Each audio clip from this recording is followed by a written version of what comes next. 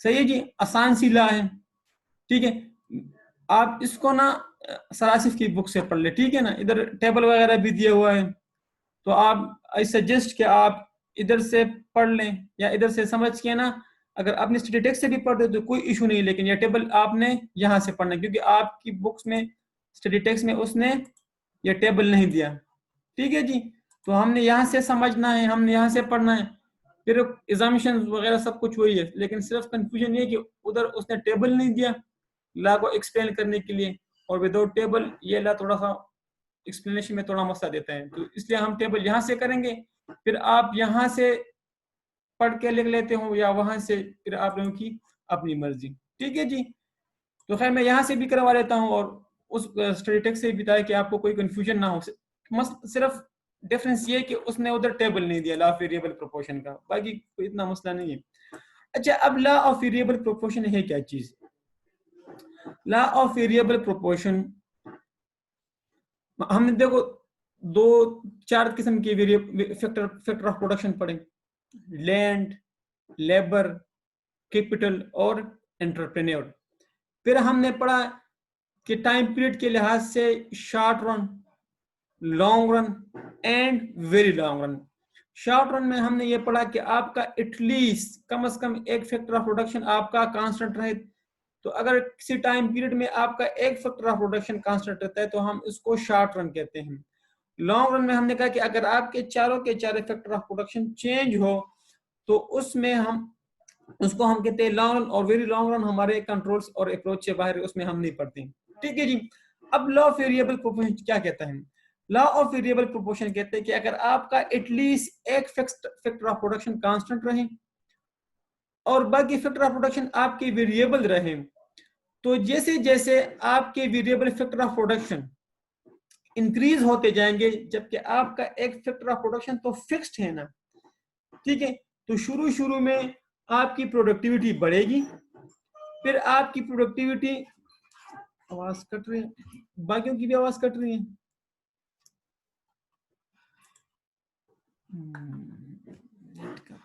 एक मिनट सब्र कर दिए, नेट देख ले।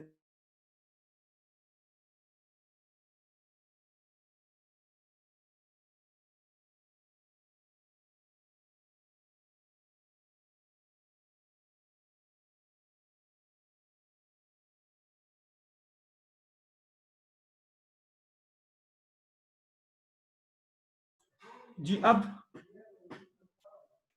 भी कट रही है जी।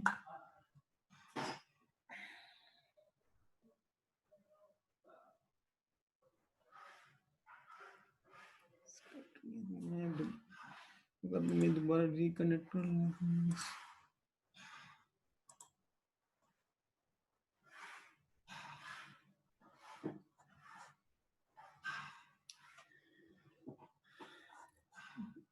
जी अब कुछ अफाका हुआ जी?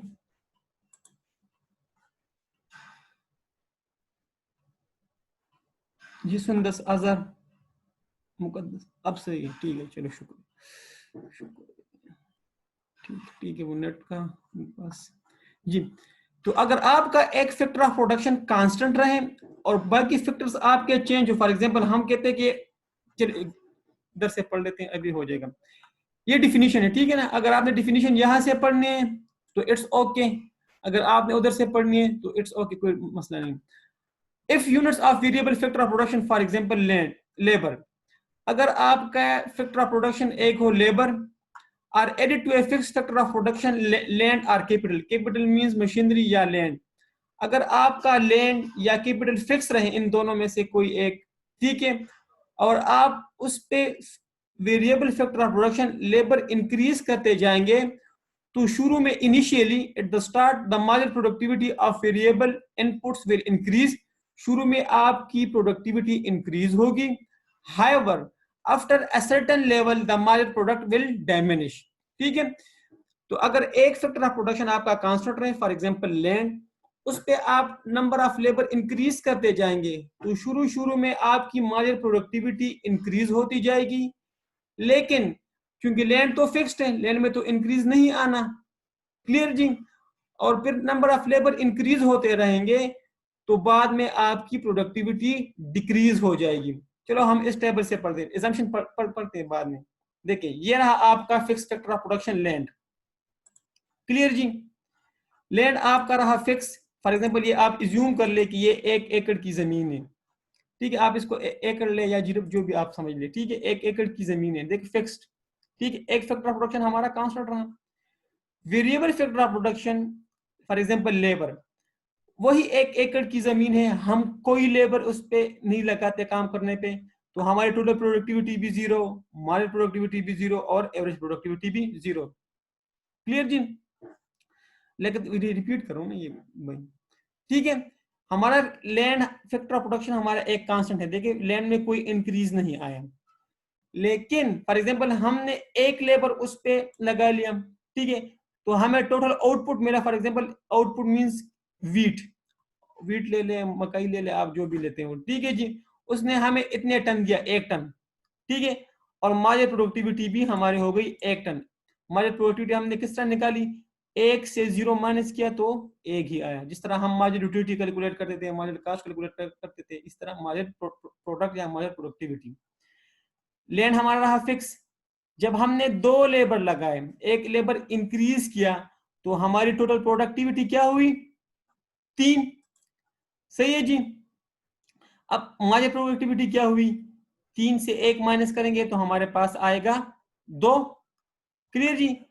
लैंड हमारे पास फिक्स्ड। जब हमने तीसरा लेबर लगा लिया तो हमारे पास टोटल प्रोडक्टिविटी हुई 6। मार्जिनल प्रोडक्टिविटी किस तरह निकाली, 6 से 3 माइनस की तो हमारे पास 3 आया। फिर लैंड हमारे पास फिक्स्ड रहा।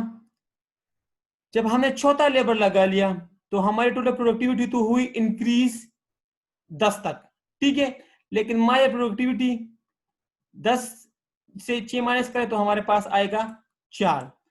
फिर जब हमने 5th यूनिट वही 1 एकड़ जमीन पे लगा लिया तो हमारी टोटल प्रोडक्टिविटी हुई 13, लेकिन मार्जिनल प्रोडक्टिविटी हमारे 13 से 10 माइनस करेंगे तो 3 आएगा।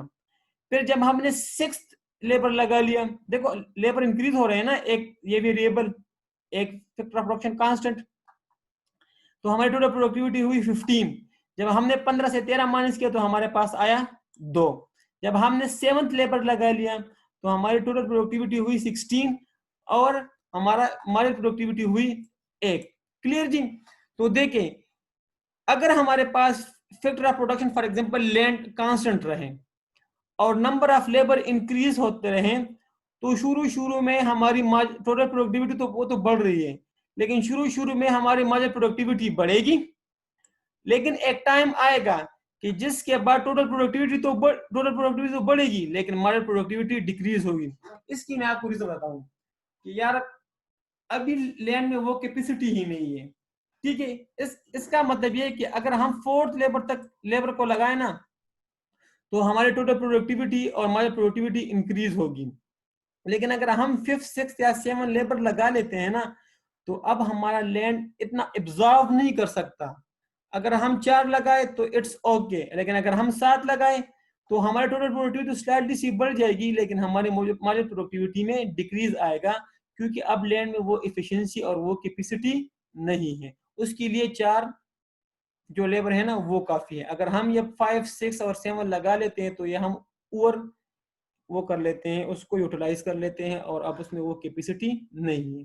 तो इस टेबल में कोई कंफ्यूजन, सेम वही पुराने कंसेप्ट जी। तो अब आप डिफिनेशन की तरफ आ जाए। If units of a variable factor of production labour are added to a fixed factor of production, for example land, या आप किसी मशीनरी की मिसाल भी ले सकते हैं कि अगर एक मशीनरी पर एक लेबर काम करता हो, फिर 2 कर ले तो उसकी प्रोडक्टिविटी बढ़ेगी, तीसरा, ठीक है, 4th तक ओके, मार्जिनल प्रोडक्टिविटी भी बढ़ेगी और टोटल प्रोडक्टिविटी बढ़ेगी। लेकिन अगर आप 5th 6th और 7 लगाएंगे ना तो फिर एडिशनल जो लेबर आप लगा लेते हैं उस मशीनरी पर, वो आपको फिर मार्जिनल प्रोडक्टिविटी या एडिशनल प्रोडक्टिविटी आपको कम देगा। क्लियर जी? तो आप डिफिनेशन देख लें। If units of a variable factor of production labor are added to the fixed factor of production, the marginal productivity of variable inputs will increase. Initially marginal productivity आपकी increase होगी, ठीक है। ये 4 देखें, clear. However after a certain level के बाद, इस level के बाद अगर आप एडिशनल लेबर को हायर करते हैं तो आपकी मार्जिनल प्रोडक्टिविटी डैमेज होगी, तो आपकी मार्जिनल प्रोडक्टिविटी डैमेज होगी। तो अब आप पूछ ले, शाबाश। जिम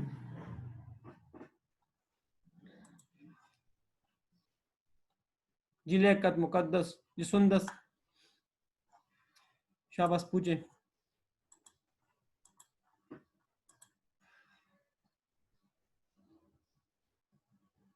किस पॉइंट की भाई?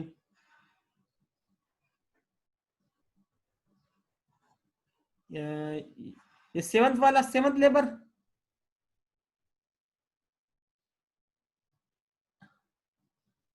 देखिए भाई, जब हमारे पास प्लान तो कांस्टेंट ही रही ना, फिक्स्ड रही वो, हम तो उसको इंक्रीज नहीं कर सकते कि हम 1 एकड़ से 2 एकड़ पे जाएंगे, 2 से 3 एकड़ पे जाएंगे। अगर हम लैंड को इंक्रीज करेंगे तो फिर तो एप्लीकेबल नहीं होगा, तो ये तो हमारे पास रहा फिक्स। जब मैंने सेवंथ लेबर एम्प्लॉय किया, हायर कर लिया, तो उसने हमारे टोटल यूटिलिटी हुई हमारे पास, सॉरी टोटल प्रोडक्टिविटी, वो मैं यूटिलिटी बोला, ठीक है। हमारी टोटल प्रोडक्टिविटी हमारे पास रहा 16। 7 लेबर ने हमें कुल मिला के 16 टन या 16 मन दे दिया, ठीक है, वीट। लेकिन 7वें लेबर ने हमें क्या दिया? जब हम 16 से 15 माइनस करेंगे तो हमारे पास आएगा 1। तो 7वें जो लेबर ने जो हमारी प्रोडक्टिविटी में इंक्रीज लेके आया वो 1 का लेके आया, 1 टन का, ठीक है जी। तो इसका मुकद्दस भाई ये बोलते जी। क्लियर हुआ भी कि नहीं? कि हुआ 16, 7 के 7 लेबर ने 16 दे दिया, लेकिन एडिशनल 7th लेबर ने क्या दिया? तो जब हम 16 से 15 माइनस करेंगे तो 1, ठीक है ना। तो ये वही पुराने कंसेप्ट जो मार्जिनल यूटिलिटी और मार्जिनल कॉस्ट में हम पढ़ के आए हैं, तो वही पुराने कंसेप्ट है। तो कहने का मतलब ये कि अगर आपके पास एक फैक्टर ऑफ प्रोडक्शन आपका कांस्टेंट रहे और आप उसमें वेरिएशन करते रहे, अदर फैक्टर को एम्प्लॉय करते रहें, उस पर एडिट करते रहें, तो शुरू में तो आपकी मार्जिनल प्रोडक्टिविटी में इंक्रीज आएगा, लेकिन जैसे जैसे आप उसमें नंबर ऑफ लेबर इंक्रीज करते जाएंगे, मार्जिनल प्रोडक्टिविटी डिक्रीज होता जाएगा।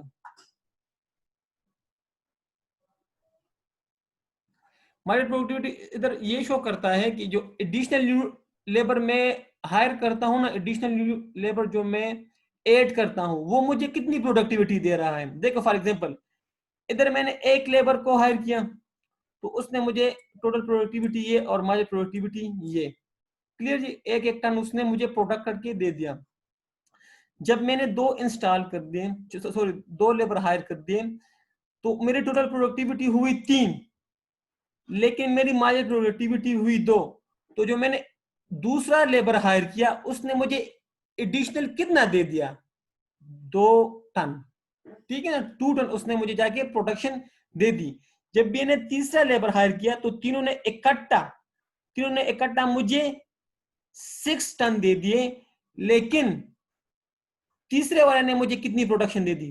3, ठीक है जी। कल वाले लेकर, ये कल वाले लॉ से मिलता जुलता है, लेकिन ये लॉ डिफरेंट है। ये है लॉ ऑफ वेरिएबल प्रोपोर्शन, मिलता जुलता टॉपिक है लेकिन है लॉ डिफरेंट। तो इसका अलग सवाल आ सकता है, वो है उसी से मिलता जुलता कॉन्सेप्ट, ठीक है, लेकिन इसको कहते हैं लॉ ऑफ वेरिएबल प्रोपोर्शन या लॉ ऑफ रिटर्न्स आर प्रोडक्टिविटीज, ठीक है ना।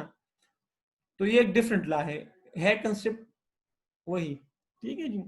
अब अगर जो मैंने 4 लेबर हायर किए तो उस चारों ने मुझे टोटल प्रोडक्टिविटी 10 दे दी, लेकिन 4th लेबर ने मुझे कितना प्रोडक्टिविटी दे दी? उसने मुझे 4 प्रोडक्टिविटी दे दी। जब मैंने 5 लेबर हायर कर दिए तो 5 ने इकट्ठे मिलकर मुझे 13 टन दे दिए, लेकिन 5th लेबर ने मुझे कितनी एडिशनल प्रोडक्टिविटी दे दी? 3।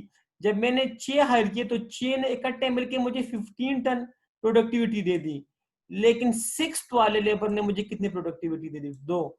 जब मैंने 7 हायर किए तो 7 ने मुझे इकट्ठे 16 टन दे दिया, लेकिन 7वें लेबर ने मुझे कितनी प्रोडक्शन दी? ये तो ये था। मुकद्दस। सलमान, सलमान ये थे पॉइंट।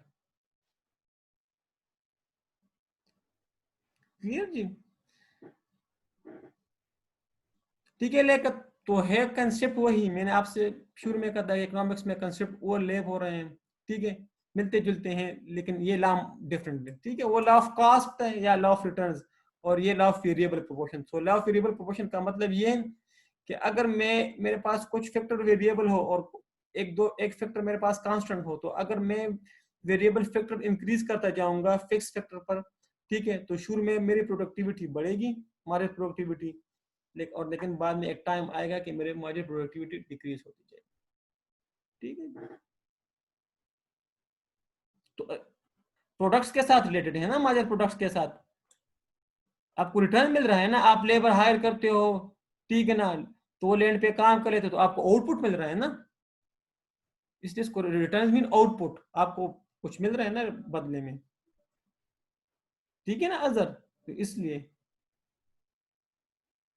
अच्छा, एवरेज प्रोडक्ट पता है सर ये किस तरह निकाला है, लेकिन एवरेज प्रोडक्ट मींस कि टोटल प्रोडक्ट को जब आप वेरिएबल फैक्टर ऑफ प्रोडक्शन पे डिवाइड करेंगे ना, तो आपके पास एवरेज प्रोडक्ट आएगा। जिस तरह हम वो एवरेज कास्ट निकाल देते हैं ना, कि total caste divide by number of output, तो अगर आपने एवरेज प्रोडक्ट निकालना है तो total product divide by number of labour. ठीक है, तो इसको आप डिवाइड करें, फॉर एग्जांपल एक को एक पे डिवाइड करेंगे तो इधर एक ही आएगा, पता नहीं ये किस तरह निकाला है, आई डोंट नो। ठीक है, शायद मिस प्रिंट का कोई इशू हो। इस तरह अगर आप टोटल प्रोडक्ट को 3 है, तो अगर आप 2 पे डिवाइड करेंगे तो इधर आएगा 1.5। अगर आप 6 को 3 पे डिवाइड करेंगे तो 2, 10 को 4 पे डिवाइड करेंगे तो 2.5, 13 को 5 पे डिवाइड करेंगे 10, 2.6 समथिंग इस तरह कुछ आता है। 15 को 6 पे डिवाइड करेंगे तो ये इस तरह आपके पास ये आता जाएंगे। ठीक है, तो एवरेज प्रोडक्टिविटी ये। अब पूछे शाबाश, इस टेबल में कोई कंफ्यूजन हो भाई तो आप पूछ लें, फिर हम assumptions की तरफ। तो डिफिनीशन आप क्लियर है ना, कि फिक्स फैक्टर ऑपरेशन अगर हम 4 तक जाते हैं लेबर, तो ये हमारे लिए काफी होगा। क्यों?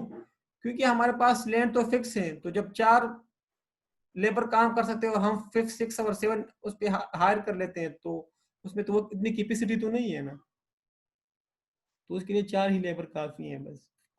क्योंकि अगर मैं 5, 6 और 7 हायर करता हूँ तो मेरी मार्जिन प्रोडक्टिविटी में डिक्रीज आता जाएगा।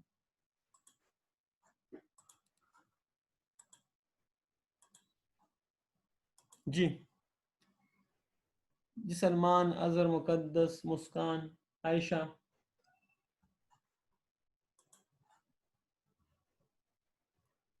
जी शमीन, सुंदस, शाबाश पूछे, सुनैन,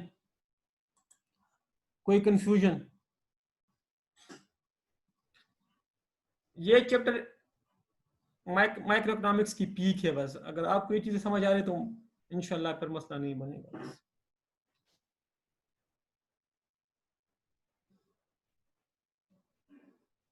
एवरेज प्रोडक्ट भाई, टोटल प्रोडक्ट को आप नंबर ऑफ लेबर पे डिवाइड कर ले तो एवरेज प्रोडक्ट निकल आएगा।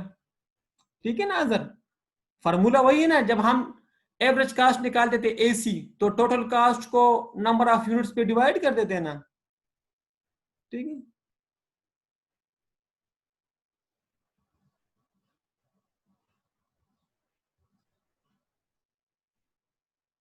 तो हमारे पास पर लेबर आ जाएगा ना। अगर इधर हमें आउटपुट दिए होते हैं ना, आउटपुट नंबर ऑफ आउटपुट हमें दिए होते हैं, नंबर ऑफ आउटपुट अजर, इधर मेरे पास एवरेज प्रोडक्ट पर लेबर आ जाएगा ना। अगर हमें आउटपुट दिए होते हैं ना, आउटपुट, तो हम आउटपुट पे निकाल लेते।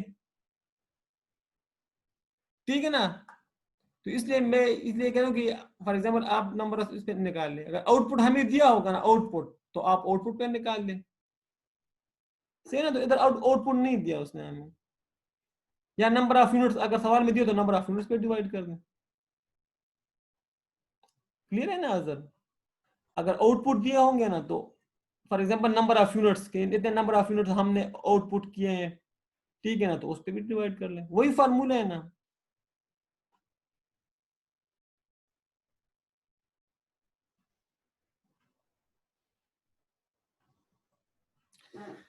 अच्छा, अब हम आ जाते हैं एजम्पशंस की तरफ।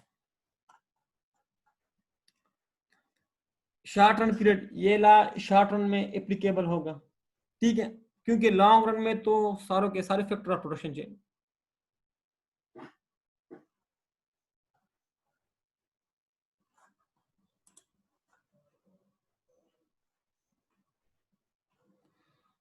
भाई मैं नंबर ऑफ आउटपुट्स की बात करूं, ये तो टोटल आउटपुट्स हमें दे रहे हैं ना।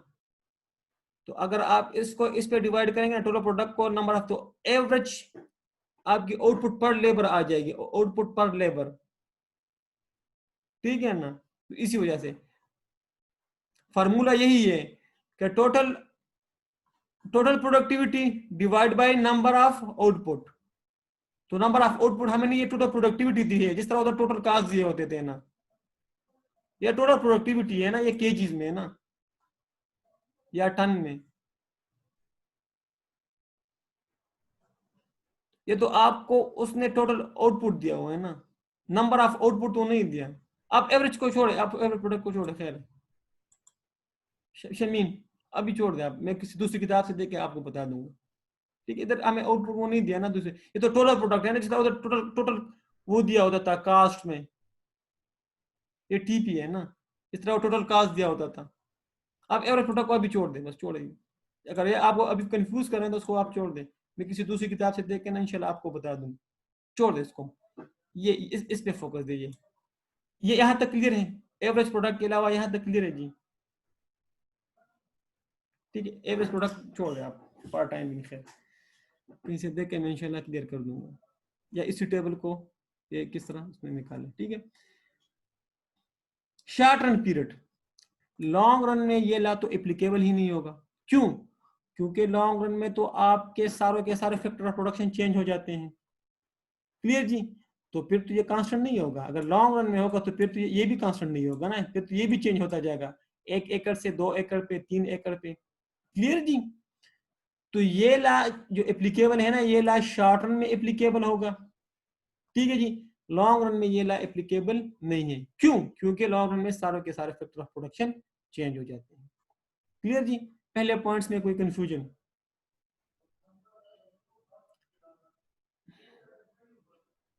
ठीक है जी। कांस्टेंट टेक्नोलॉजी, आपके पास टेक्नोलॉजी भी कांस्टेंट रहे, अगर टेक्नोलॉजी चेंज होती रहती है तो फिर होगा क्या? फॉर एग्जांपल आप 1 एकड़ जमीन पे काम कर रहे हैं और आप फॉर एग्जांपल पुराने जमाने में जो बैल वगैरह से वो करते थे, ठीक है, तो उसकी प्रोडक्टिविटी इतनी अच्छी नहीं होगी।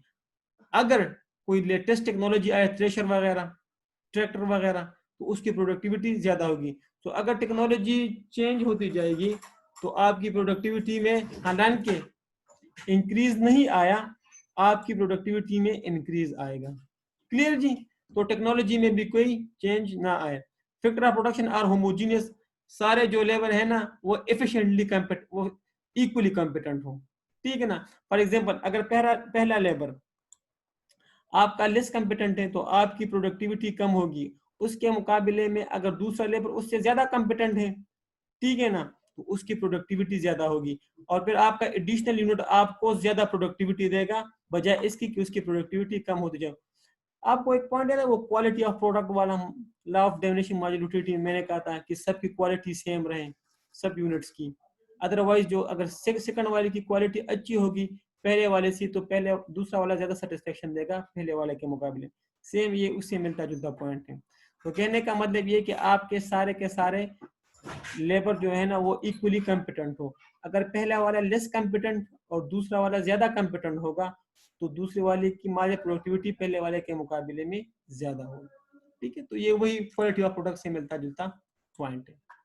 तो इन 3 पॉइंट्स में कोई इशू कंफ्यूजन है तो पूछ लीजिए।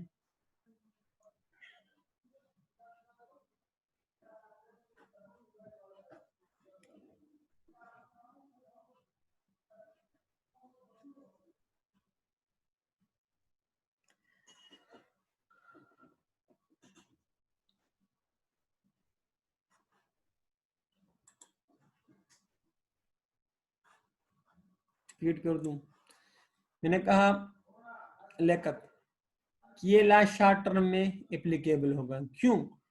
क्योंकि लॉन्ग रन में तो आपके सारे के सारे फैक्टर ऑफ प्रोडक्शन चेंज हो जाएंगे ना। जबकि हमने कहा जबकि हमने कहा कि आपका एक फैक्टर ऑफ प्रोडक्शन कम से कम कांस्टेंट रहे। तो फैक्टर ऑफ प्रोडक्शन कब कांस्टेंट रहता है? एक फैक्टर ऑफ प्रोडक्शन वो शॉर्ट रन में कांस्टेंट रहता है, ठीक है। लॉन्ग रन में तो आपके सारे के सारे फैक्टर ऑफ प्रोडक्शन चेंज हो जाते हैं। तो ये लॉ सिर्फ शॉर्ट रन में एप्लीकेबल होगा, लॉन्ग रन में ये लॉ एप्लीकेबल नहीं होगा। आपके पास टेक्नोलॉजी भी कांस्टेंट रहे। अगर आपके पास एक टेक्नोलॉजी है, ठीक है, और उससे सुपीरियर टेक्नोलॉजी आ जाती है, तो फिर आप जब एडिशनल यूनिट इंस्टॉल करोगे या एडिशनल लेबर हायर करोगे, तो वो तो पहले वाले के मुकाबले में ज्यादा प्रोडक्टिविटी देगा। क्यों? क्योंकि लेटेस्ट टेक्नोलॉजी आ गई।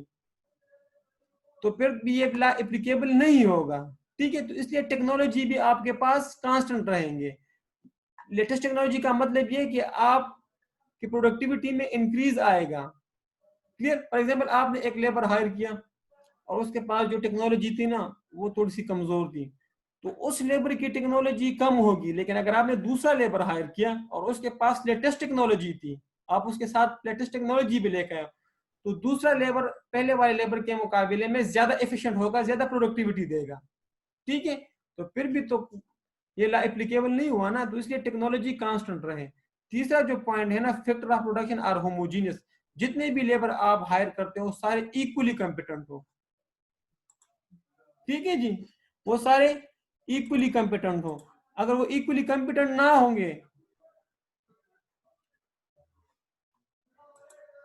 अगर वो अगर वो इक्वली कॉम्पिटेंट ना होंगे, तो फिर क्या होगा?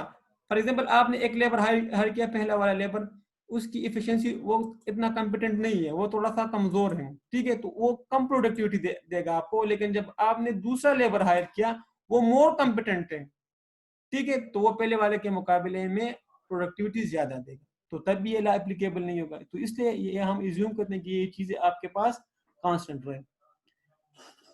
अब लेखक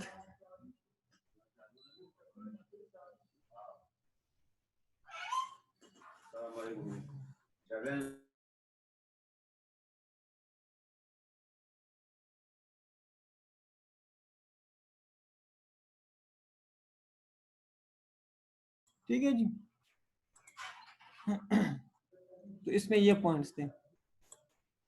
अब पूछे शाबाश।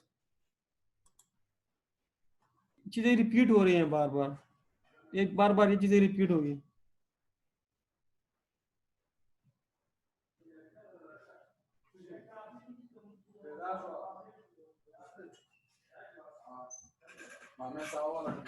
जी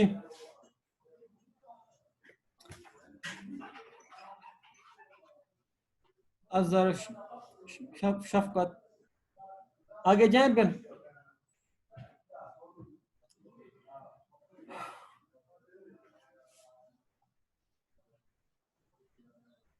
ये अब ये देखें आप डायग्राम।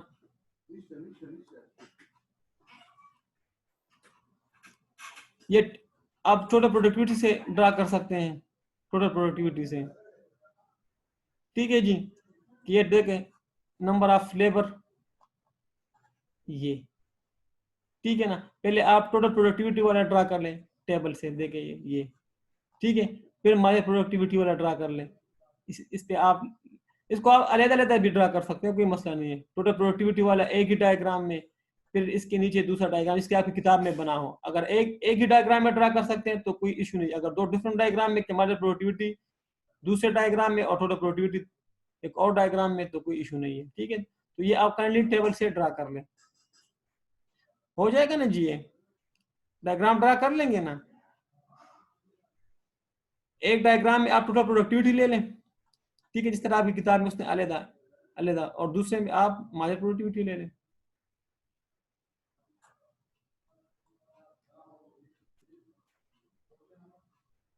ये हो जाएगा कि नहीं?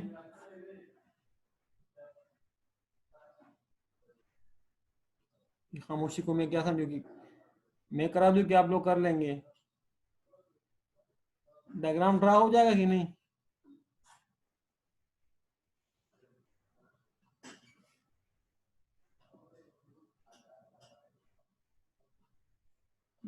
बाकी भी जवाब दे दे, किसी को कोई कंफ्यूजन हो तो मैं करवा लेता हूँ।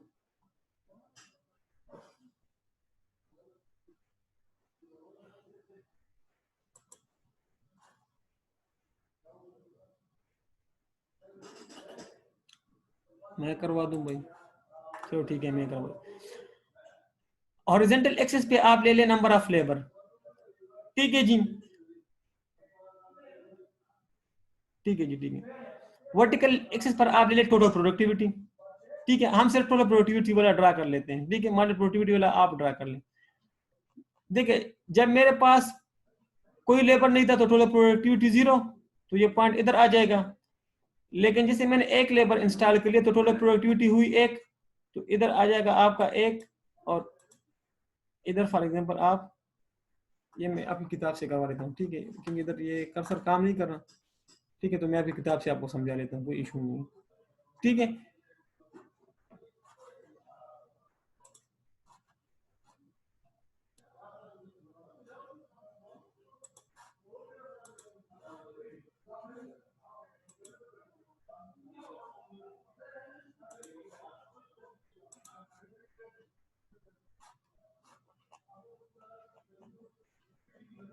ये देखिए,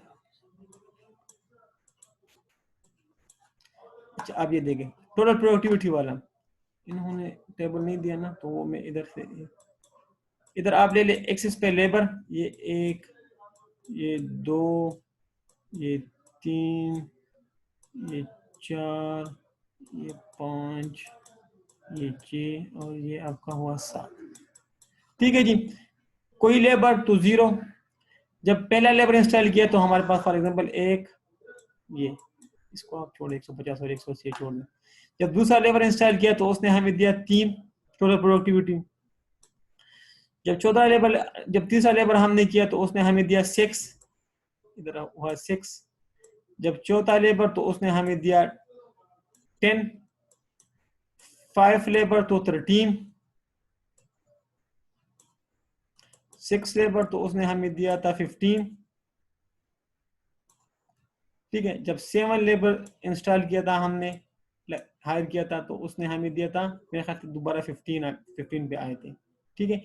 तो आपका 7 लेबर आपको फिर वो हो जाएगा, आपकी प्रोडक्टिविटी डिक्रीज हो जाएगी, ठीक है। तो इसमें ये,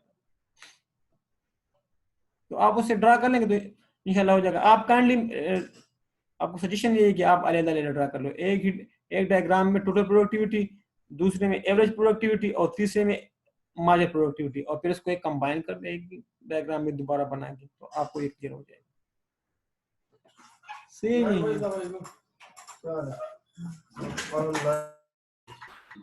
क्लियर जी। तो इसमें ये अभी हो जाएगा कि नहीं खाकान? वही डायग्राम है ना, जिस तरह हम, अगर आपको याद हो टोटल यूटिलिटी और मार्जिनल यूटिलिटी वाला, वही डायग्राम है ना, सेम वही चीज है। टोटल यूटिलिटी और मार्जिनल यूटिलिटी अगर किसी को कंसेप्ट क्लियर है तो ये वही डायग्राम है।